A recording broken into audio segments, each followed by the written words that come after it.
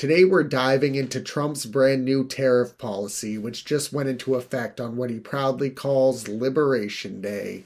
So far, the only thing we've been liberated from is our retirement savings. Aww. First things first, let's quickly go over what a tariff is in case you're new to the concept.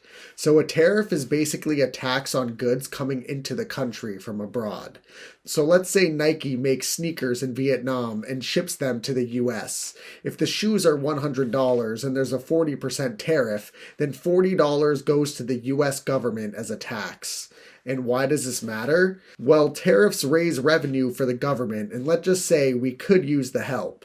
The US is currently $36 trillion in debt and runs a nearly $2 trillion annual deficit, meaning we spend way more than we make. So how big are these new tariffs? Trump has slapped them on 180 different countries, some of which barely even have people. For example, an island made entirely of penguins now has a 10% tariff. Word on the street is the penguins are now preparing for war. The baseline tariff is 10%, but so-called worst offenders got even harder. Vietnam, for instance, now faces a 40% tariff on all goods entering the US. Originally, these were supposed to be called reciprocal tariffs, meaning we'd match the tariffs that other countries place on American goods. But that's not really what happened. Instead, they used a formula, which is basically the US's trade deficit with that particular country, divided by their exports to the US, divided by 2. Sounds precise, right? Not really. People are saying that the blind application of such a simple formula ignores so much nuance. It doesn't consider actual tariff rates other countries place on specific US products or other non-tariff barriers. And here's the kicker.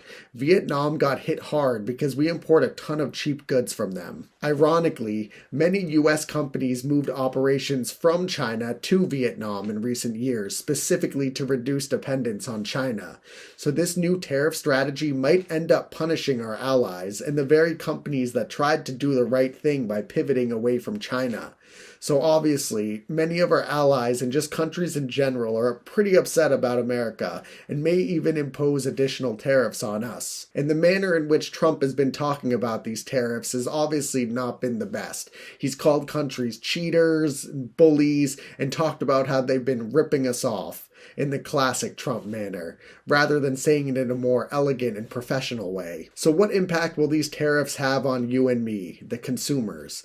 Well, because most of our goods we buy in America come from overseas, lots of things we buy are going to increase in price. Think bananas, coffee at the supermarket, shoes from Nike, Apple computers, cars. Companies will have to pay more to ship their product into the US. And of course, instead of the companies eating up the cost and making less money, they're going to increase their prices and make us pay more instead. So what effects does this have on the economy? Well, first off, higher prices mean inflation could go right back up, just when we were starting to get a handle on it. The Federal Reserve has been trying to cool things down without crashing the economy, but tariffs are like throwing gasoline on the inflation fire. If companies raise prices and people still have to buy the basics like food, clothes, or electronics, our dollar just doesn't go as far. And when consumers tighten their wallets, they spend less overall. That slows down demand, which can hurt businesses and lead to layoffs. So yeah, more expensive stuff and possibly fewer jobs. Not exactly the winning combo we were hoping for. Then there's the retaliation factor. Countries we've just hit with tariffs, they're not going to sit quietly. They're already talking about putting their own tariffs on American goods. That means our farmers, manufacturers, and exporters who already struggle with international competition might now get locked out of foreign markets. Think about an Iowa soybean farmer who suddenly can't sell to Asia because their goods are now too expensive abroad. That's real money lost and real lives impacted. And for US companies with global supply chains, which, let's be honest, is almost all of them, this will cause chaos. Tariffs don't just make things more expensive, they make things uncertain. And businesses hate uncertainty. They delay investments, hiring, and expansion plans. And Wall Street doesn't like it either. And markets have already been taking a tumble in response. So to sum it up, with these new tariffs, prices go up, Jobs could be at risk, exporters might suffer, business confidence drops, and global trade tensions rise, all in the name of what Trump calls economic nationalism. Now, to be fair, some folks do support this. They argue it's high time we protected American industry and brought manufacturing back home.